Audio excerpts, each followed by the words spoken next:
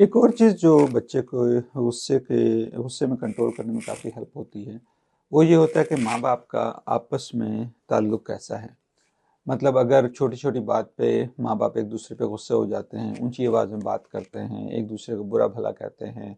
या जो है वो एक दूसरे को ब्लेम करना या एक दूसरे की फैमिलीज़ को ब्लेम करना, तो अगर तो ये माहौल होता है, जो बच्चा इसको बार बार देख रहा होता है, तो बच्चा भी जब उससे कोई गलती होती है या जब वो कोई उसकी जो चीज़ वो चाह रहा होता है वो नहीं मिलती, तो वो भी वही फिर काम करता है। वो भी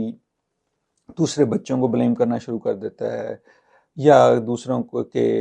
या कंपेयर करना शुरू कर देता है। वहाँ उसके तो वालिद ने उनको ये लेके दे दिया, उसकी मदर तो इतना ख्याल करती हैं, बिल्कुल नहीं डांटती, वो तो स्कूल में इस तरह के ब्रांडेड चीज़ें पहन के आती है। या फिर जो है वो अपने आप को, मैं तो, कोई मुझे प्यार नहीं करता, कोई मेरा एहसास नहीं करता, कोई मेरे साथ टाइम नहीं गुजारता। तो ये हमारे बच्चे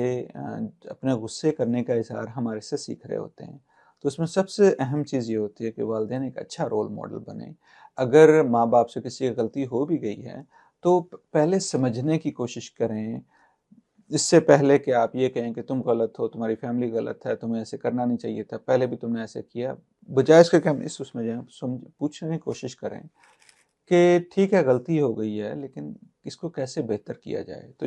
कैसे हम चीज़ें मुख्तलिफ करें अगली दफ़ा। तो जब इस तरह का माहौल घर पे होता है, तो फिर बच्चों के लिए भी गुस्से का इजहार आसान हो जाता है। वो उनके लिए भी, जब ज़ाहिर बात है हर ख्वाहिश तो वालिदैन पूरी नहीं कर सकते, लेकिन बच्चों में कैसे उस अपने जज्बात का इजहार करें, वो वालिदैन से को देख कर, उनसे सीख कर, वो भी फिर एक अच्छे तरीके से अपने जज्बात का इजहार करने लग जाते हैं।